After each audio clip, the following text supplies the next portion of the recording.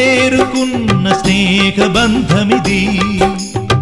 సప్తపదితో ఆగరాదు జీవితం అని అష్టపదిగా సాగమన్న ప్రేమ పదము ఇది. నాటి చరామి మంత్రములో అర్థం తెలిసిన నేస్తముతో అడుగు కలుపుతూ వెలుగు వెతుకుతూ సాగే సమయమిది. ఆగని పయనమిది. అనురాగమే మంత్రంగా మమత కొలువులో జరుగు పెళ్లికి మంగళ వాయిద్యం పలికింది ఆహ్వానం.